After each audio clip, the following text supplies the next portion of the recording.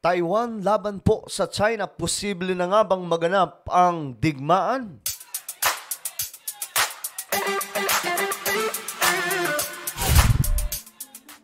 Magandang oras po sa lahat ng ating mga kababayan, sa lahat po ng mga solid sangkay na nanunood ngayon. Ito mahalagang topic yung ating pag-uusapan.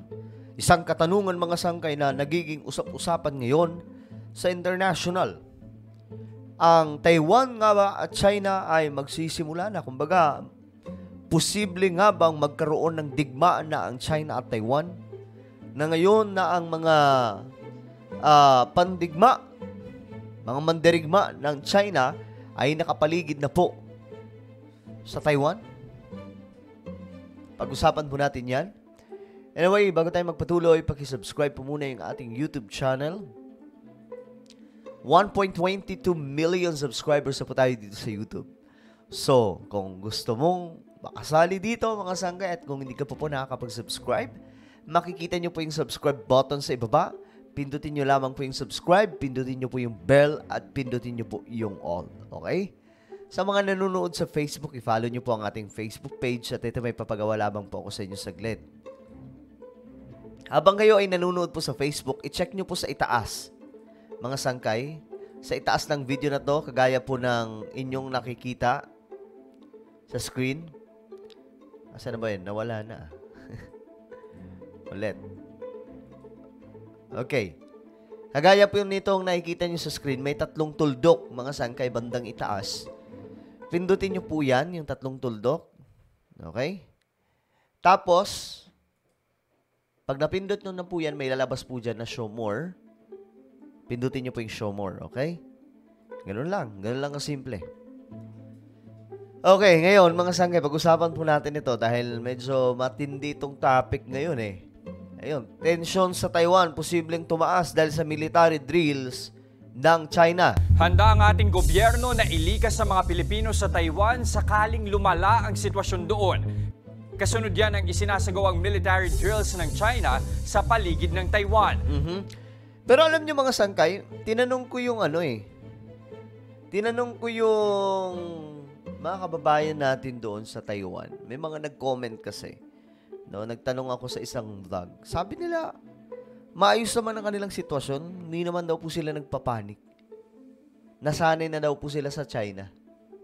Pero dito sa atin kasi mga sangkay, pagkaganyan na halimbawa nagbarikada na po yung mga warship ng China sa West Philippines. Nako, panic mood po yan. Marami po ang kakabahan dyan, mga sangkay. Nasa frontline ng balitang yan, si Marian Enriquez. Winater cannon at pinaligiran pa ng Coast Guard ng China ang barkong yan na kunwaring target nila. Bahagi ito ng Chinese military drill sa paligid ng Taiwan nitong Huwebes at Biyernes. May mga pinalipad ding fighter jets ang army ng China. At grabe, no? Yan po talaga yung ginagawa nila ngayon sa Taiwan eh. Kumbaga tayo, kung dito sa Pilipinas mangyayari yan, sigurado. Pati yung mga aswang kakabahan. Hindi, totoo mga sangkay.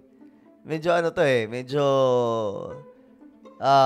nakakapag-panic itong ginagawa ngayon ng China dyan sa Taiwan. Malapit na daw po ito sa lupain ng Taiwan eh. Tapos ang sabi ng China, ito daw po ay parusa nila sa presidenteng upo ngayon ng Taiwan. Itong sila'y bagong halal po yan na presidente. Dahil po sa kanyang maanghang na salita laban sa China. At may idineploy pang mga barkong pandigma. Ayon sa Taiwan, nasa 46 na Chinese military planes ang nakitang dumaan sa median lane ng Taiwan Strait. Mismong China ang nagsabing layo ng naturang military drill na subukan ang kakayahan nilang manakop. Diba? Sino pa ba sasakupin nila kung hindi Pilipinas, Taiwan? Yun lang naman eh. Ngayon, nasa harap sila ng Taiwan. So, Taiwan yung kanilang target. Hindi man nila sinabing sa Taiwan yung pinagpapraktisan nila, pero matik na po yan. Nandun ka sa tapat ng Taiwan eh. Diba? Nakapalibot kayo eh. Parusa na rin daw nila ito sa bagong Taiwanese president na si Lai Ching-te. Kaugnay yan ang isinusulong niyang pagiging independent ng Taiwan mula sa China. Parang bago bago ba ito sa China? Matagal na po yan matagal na po yan inanunsyo na ayaw na po nila sa China, 'di ba? Magsusulo na po sila. Sa kabila ng mga Chinese military drill, hindi raw titiklop ang Taiwan sa China. Nako! Giit naman ng Beijing, dead end na ang issue sa independence ng Taiwan dahil sa One China policy. Kalmado pa rin naman daw at hindi raw naaalarma ang ilang residente sa Taiwan. O, 'di ba? 'Yun nga sinasabi ko. Marami sa residente ng mga ng lugar na ito, ng Taiwan, wala naman pong, di naman po sila nagpapanik eh. Pero ulitin ko yung tanong sa mga nasa Taiwan, especially yung mga kababayan po natin. Kamusta po kayo dyan? Okay lang ba kayo? Hindi ba kayo nagpapanik sa sitwasyon na ito? Mag-comment po kayo mga kababayan. Pero sakaling mauwi ito sa giyera, handa at may contingency plan na raw ang ating Department of Migrant Workers para sa mga kababayan natin sa Taiwan. Kailangan po talaga yan, mga sangkay, kasi mahirap kung kailan may gera na, saka palang magpaplano. Ngayon palang planuhin na kung paano isasalba dyan yung mga Pinoy na mga, gaya po nung nangyari sa Ukraine, di ba? Biglang alsabalutan eh. Sa huling tala, higit 150,000 ang mga Pilipino sa Taiwan. Dami. Rest assured, kasama sa plano yung the manner in which they will be transported. Kapag ang sitwasyon ay lumala, doon na talaga nagkakaroon ng mass nature yung repatriation. Kaya't yung nabanggit nyo, sir, posible talaga mayroon pang hindi gusto mo pero yun nga, as I said, depende. Sa karanasan, depende yun sa sitwasyon on the ground. Nagbabalita mo. Okay, so ayan po yung situation, no? Medyo ano tawag dito? Nakakakaba itong ginagawa ngayon ng China kasi yung paligid po ng Taiwan, yung mismong bansa nila, though hindi po matanggap yan ng China na bansa sila. Sabi pa nga mo ng China, kailanman hindi kayo magiging sariling bansa. Kasi nakaangkla lamang daw po sila sa China. Pero wala. Ano na po yung Taiwan eh. So, ngayon yung Taiwan, talagang naka-ready po sila. Naka-high alert po lahat ng kanilang militar na just in case may maling galaw ang China, nako, gera talagang abot nito. Yun na nga po ngayon ang pinag-uusapan sa international, mga sangkay. Kasi,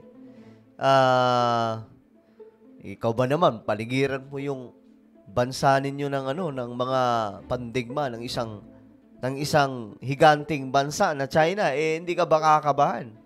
'Di ba? Pero sa kabila niyan, mga sangkay, ang mga residente po doon sa Taiwan, kalmado lang. Hindi po sila yung tipong kung dito sa Pilipinas yan, talagang uwian sa mga probinsya yan kapag nangyari na malaman po natin na ando na po yung mga Chinese nagbabarikada na sa West Philippine Sea. May mga iba, mga sangkay, sinasabi po nila na hindi mangyayari na itong China sasakupin ang Taiwan. Hindi daw po gagawin yan. Dahil wala daw pong kasaysayan, wala daw pong history ang China na nanakop. Yan po yung kanilang pinagdidiinan. Pero, guys, iba na po kasi noon at ngayon ang China. Ang China ngayon, sila po ay malagong bansa, malakas ang kanilang puwersa, may kakayahan po talaga ng husto na manakop. Kaya nga po yung, 'di ba, sa Pilipinas pa lang, ginagawa nila sa West Philippine Sea. Yun na po yung indikasyon na may kakayahan po silang manakop, yung kanilang pambubuli. 'Di ba? Nagwa-water cannon sila. So ngayon, itong Taiwan, sila mismo ang nagsabi. Sinusukat daw po nila yung military drill na yun, sinusukat daw po nila kung papaano sasakupin o kukubkubin ng isang bansa.